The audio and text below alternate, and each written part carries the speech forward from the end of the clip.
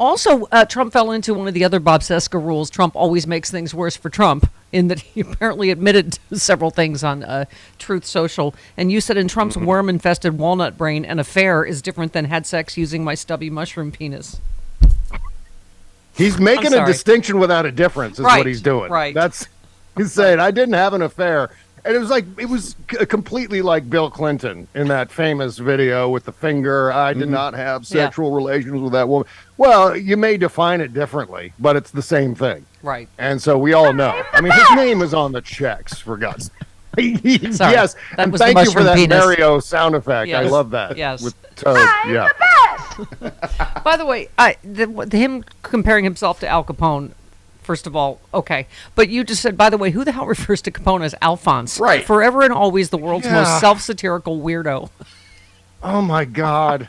Oh, my God. And he's got, like, he when he refers to George Washington, for example, he always has to add, like, the late, great George Washington, as though we won't know if he mentions George Washington. Oh, that guy? You mean the guy who lives around the block, George Washington? Oh, no. He's talking about the president who died 250 years ago. Right. The late, great the late, great Alphonse Capone. But, you know, the other... What a weirdo. Well, first of all, him saying only the mob takes the fifth, and then him taking it 75,000 times yesterday on the, depot that was released. But you said there's nothing quite as pathetic as old white men who LARP as mafioso. It was rampant when The Sopranos was first on, and it's still a thing. Poser alpha posturing about loyalty and keeping your enemies closer, etc. It's like a child jumping off the roof wearing a Superman cape. I don't... Yeah, it really is. If you worked an office job between 1999 and 2004, good luck to you, because around the water cooler, every white Anglo guy was like, hey, forget about it. I'm going to go to this weekend. I'm going to get some gabagoo or whatever the Sopranos lingo is. Like, stop pretending to be a serial killer, for God's sake. That's not cool. Oh, God. Okay, my favorite Bob Cesca tweet of the week. You said, Dear political press, treating Trump like a normal candidate by a horse race coverage will not mitigate the very real threat to the enemy of the people, quote unquote. If Trump returns to power, journalists will be the first on Trump's black bag list. Act accordingly and responsibly. And, in that tweet, in the light, Bob, of everything we have just found out about James McGonigal, about, the Durham investigation, what Barr did, and just the stuff that the press, including the New York Times, just lapped up, right? Yeah. Oh, yeah.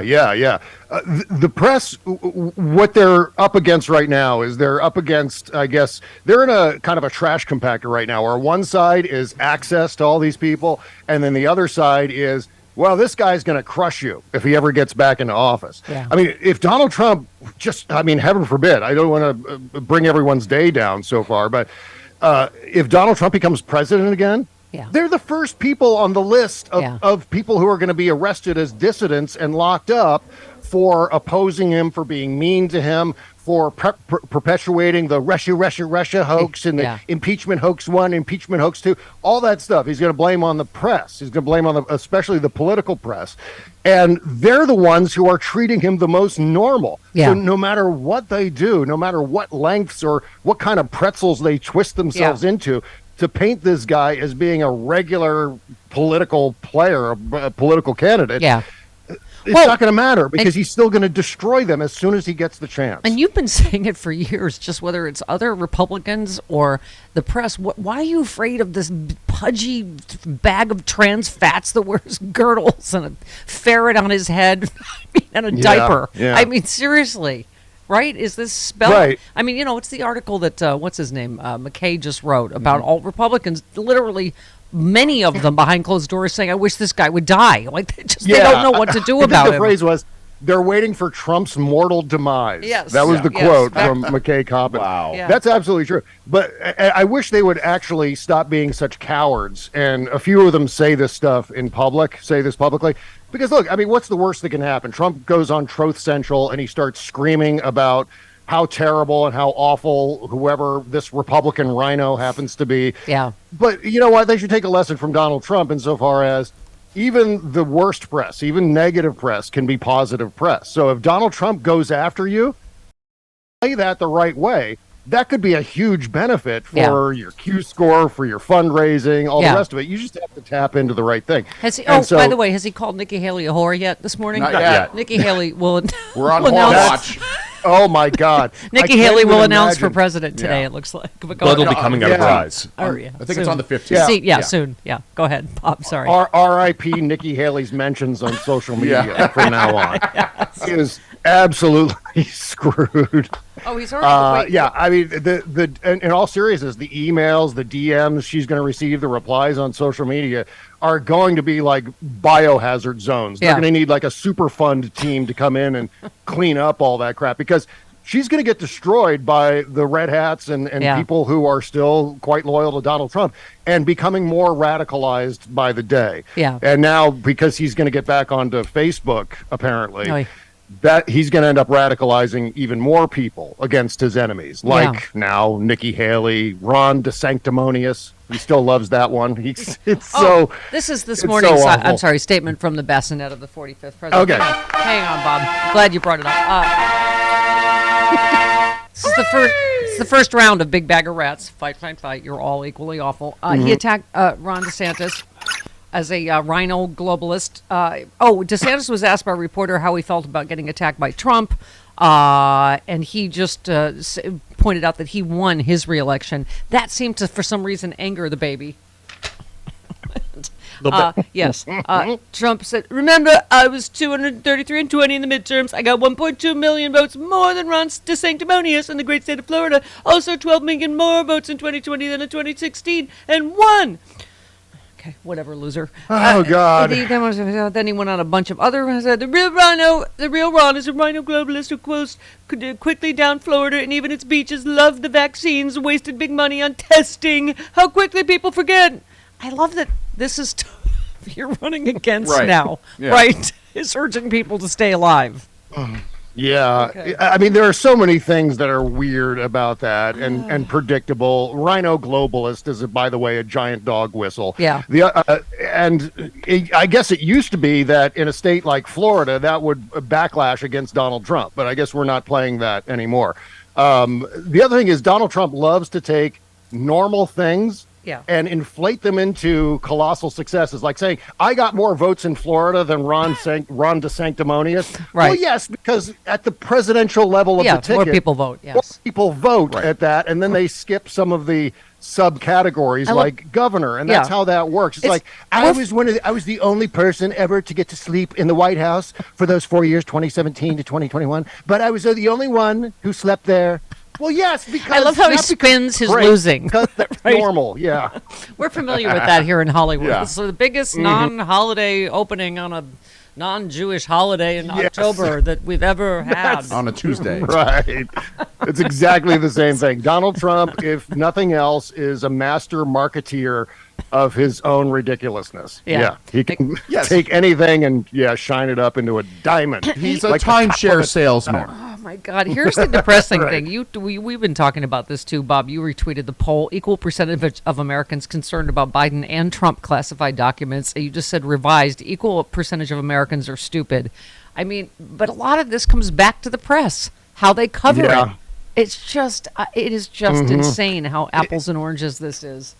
It does. And there have been some members, at least of the TV political news media, who have tried at least to draw the distinctions. I mean, Chuck Todd the other day, Chuck Todd, trying to be very clear with Jim Jordan about, the vast differences between the Biden documents and the Trump documents and how they were handled.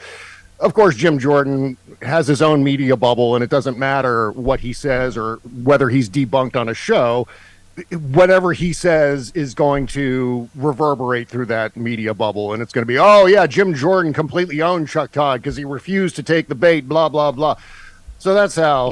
Yeah, exactly. That's what causes me despair every day, Stephanie. Of course, the tweet I love best is you just said, raise your hand if you ever said far worse than booger on broadcast radio.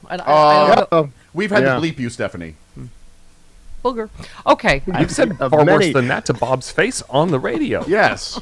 You know what? I can't remember the last time I got dumped here on the show. It's been It's Have we been ever many had to years. dump I would you? say it's been at least 6, Yeah. 7 years Yeah. since I was dumped. Your girlfriend's for saying your something girlfriend is a wrong. much bigger potty mouth, Yeah. as I recall. Your Kimberly girlfriend is makes known up for for it. cursing. We in the regularly program. have to actually dump Kimberly her. is a filthy, filthy whore. Yeah, I pay her. I give her Pardon me? $1,000 for every S word she says on the show. That's the conspiracy. He wants your That's what we're slot. doing back here. Listen, and also nerd alert, everyone. You are hosting a special roundtable on toxic fandom with Freakbase and Travis Bone. I mean that. Travis Bone, the great Travis Bone, Yeah. will be on my show today. It's going to Yes. get nerd day. You said, why are certain fans of Star Wars, Snyderverse, and other comic book movies so awful, and will it get worse before it gets better? I cannot wait to hear this nerd fest. Yes, this is where 4 grown men treat something that's completely minor and inconsequential as if it's going to be the end of the world. Yeah, if these toxic fans don't stop doing what they're doing, my God, I'm going to fire off a strongly worded tweet. Travis on this show is like the gimp in the basement. He literally is trapped here in the basement with a ball gag, and then he gets on your show and he can let his freak nerd gets to flag hear all the good fly. He's like, oh my God, Bob. I don't know. I can't even. I don't. It's pure nerd, but it's Well, fantastic. this is actually a crazy thing insofar as if you express an opinion about a comic book movie or Star Wars movie or something on the internet, suddenly you're bombarded by all of these toxic fans who are actually driving actors away from social media. Yeah. There was one guy who's maybe up for Superman who had to shut down his entire Instagram feed because of the toxic fans just bombarding him with. I blame the Donald worst Trump for things. everything, Who is that for girl that everyone is- being an Donald Trump a-hole fault, all the yes. time. Who's that girl that was in the Star Wars movie? That Daisy Ridley. Yeah, Daisy Ridley. Yeah. No, the other one. The The one who played Rose. yes. I- She's the one who she had to go to therapy because of all the crap that John she had. Boyega had a terrible time Yeah. with it, too. He doesn't- he wants Oh nothing my to do God! with Heaven the forbid there universe. be a black stormtrooper. Is that movie was about a Donald huge Trump controversy. everywhere all the time? Because everybody everywhere all the time feels like they can That's be an not what it's a-hole called, now. Stephanie. Yeah. But that movie That's is not- Anger and amazing. outrage Because of sells. Donald Trump. All the All right, time. Bob, I will remove Travis Bone's ball gag and lend him to you. Just bring him back. Okay, Give thank him you. back. I Bring him appreciate back that. undamaged. Okay, you're a nerd. we'll take care of him. We'll send him back in the original packaging.